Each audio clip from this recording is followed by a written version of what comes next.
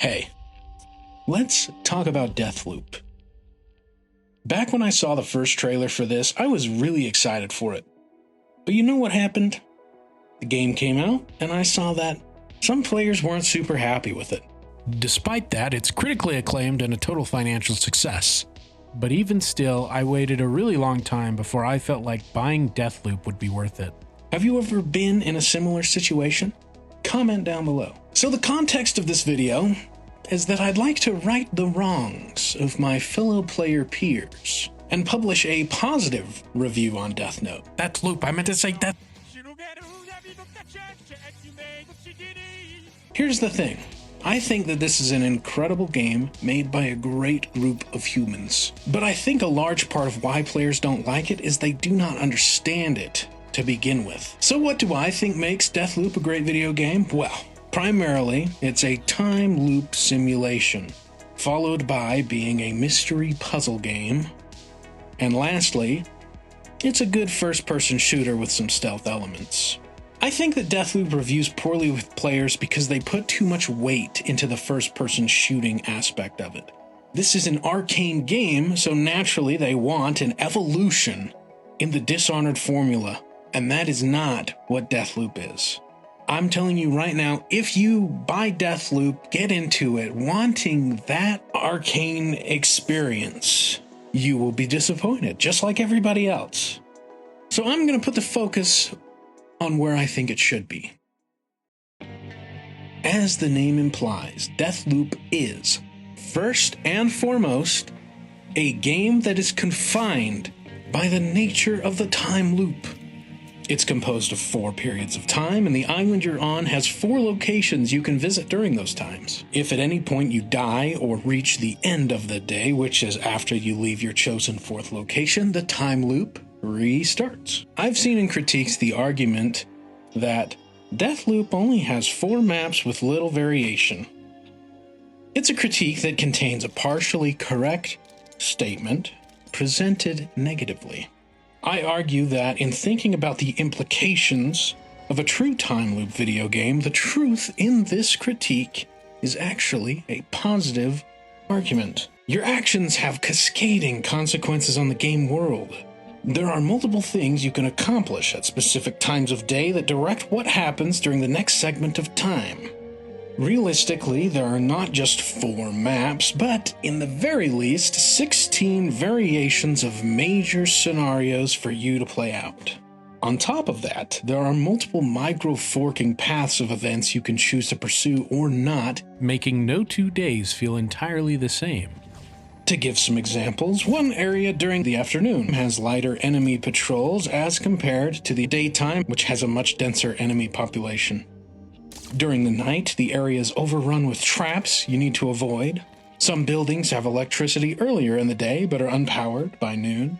One destination gets set up for a party in the evening, and you can see how the planning for that unfolds throughout the day across the entire island. Pressing further on how much I hate that 4-map critique, if there were any more maps, or even larger maps, or more times of day you could access them, could you truly appreciate the beauty that comes from the flaws and triumphs of a well-executed, time loop-based video game? Would your mind have room to obtain and contain all of that information in a reasonable amount of playtime?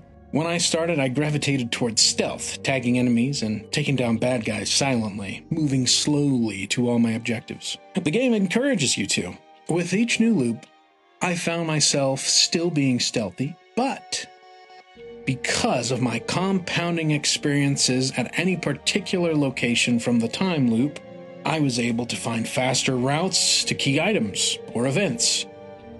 If I got bored with any route, that invited me to explore a bit further and find new paths. All the while, through every loop, I was learning enemy positioning, which was training me to be a deadly, fast, and silent killing machine. As you close in on the finale, you find you don't need to tag enemies and move slowly. You know where all the enemies are, and you know how you're going to get to your quest objective. It plays out almost like speedrunning through a stealth game, if you can imagine that. Right? And if we just take a moment to think about this, I really want to stress that becoming a godlike being in any conventionally imagined time loop requires repetition in order to gain mastery over it. Groundhog Day, 1993 with Bill Murray. Excellent non-gun example of this. I have been stabbed, shot, poisoned, frozen, hung, electrocuted, and burned. Oh, really? And every morning I wake up without a scratch on me, not a dent in the fender. I am an immortal. So my point is, if I had to go through even one more area at one more time of day, or had to learn how to use a few more types of powers or weapons, I'm not sure I'd have the mental capacity to truly feel like a master of this time loop, which would invalidate the existence of this game entirely. Let's talk about the mystery aspect. Colt, the main character, wakes up in the loop with amnesia. All he knows is that he's on a mission to break the loop so he can escape, and he just hopes that he'll get his memories back along the way. The questions are, how will you do this? And why did the time loop get started in the first place? The world is brimming with things for you to compile and file away in your mind as you seek the answers to these questions. Some mysteries naturally solve themselves, some the game nudges you through, and others you just have to play detective to crack them wide open.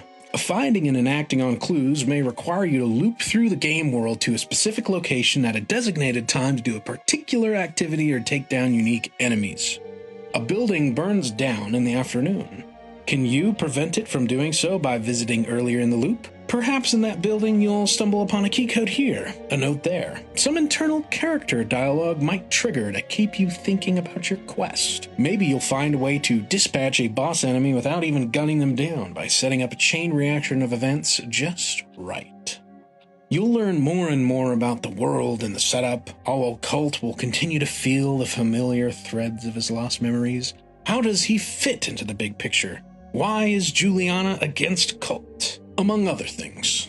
It's these narrative threads that really give purpose through the loops, and without them, I'm sure you could imagine this would not be a very compelling game. Those moments of gratification from completing a little mystery at the end of a narrative thread by weaving your run through the day very precisely is extremely satisfying. Oftentimes, while running around for these objectives, I'd find a cache of weapons and items I could steal in future loops. If I was lucky, I'd learn an even bigger piece of the puzzle, one of the steps required to break the loop. Seeing through to the end of these mysteries is what kept me coming back for more above any other aspect of this game. After completing every major beat, solving all the major puzzles, and seeing through their mysteries, I was very satisfied with how it all came together and eventually concluded. I think most players will be. But you certainly need the drive to do so.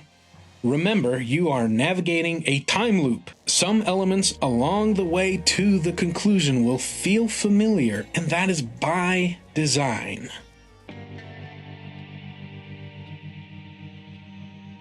But despite all my praises, none of it would really matter if Colt didn't feel good enough to play, so it's good that he does. The slab powers are really fun to mess with. Colt is zippy and tight to control. The shooting is excellently tuned. I liked it. I think punchy is probably the best word for most weapons. Guns feel balanced and all have a sense of uniqueness and purpose. Subscribe, like and subscribe.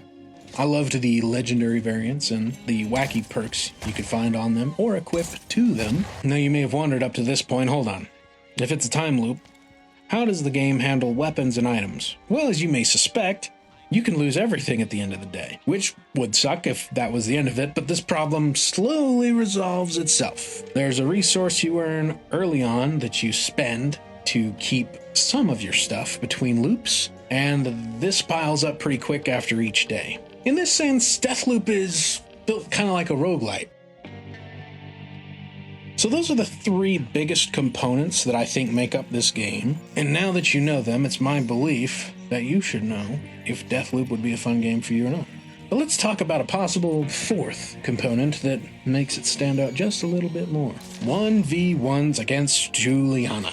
It's a really cool mechanic. Another player invades your game with the intention to send you back to the beginning of the time loop. It adds a ton of tension when you're invaded. You could be at the last location of the day, about to solve some puzzle you've been working on, and someone will invade. You don't know where they are, what weapons they have equipped, what slab powers they're using.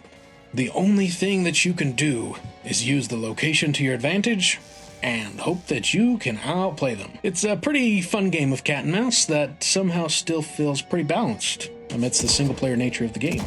And I think some players would really like that aspect. Just a speed round of a few special mentions of things that I sadly won't get to for the sake of runtime. There's immaculate architecture, incredible 60s and 70s vibes, fantastic voice performances across the board, a stellar soundtrack, wonderful level design, clever puzzles, great lore, and anything else that should be mentioned that the comments are angry that I didn't mention. I always forget that one. For what it's worth, this game ran with no issues, 60 frames per second on my computer, which is composed of a Ryzen 7 NVIDIA 3070 and 32 gigabytes of DDR4 RAM. Overall, I consider Deathloop to be a name brand product. I enjoyed it, and I was surprised by just how much. It did not take very long for it to be a compelling game that had me itching for more every time I put it down. I thought the progression into becoming a master of the time loop was incredibly fun, and I enjoyed finding the clues and putting together the pieces of the puzzle in order to solve the game's mysteries. I say, if you can get down with doing some detective work at a time loop with some first-person shooting on the side, you need to pick it up and give it a try. To you, I definitely recommend it. To everyone else, consider playing it. Okay, thanks, and goodbye. 世界には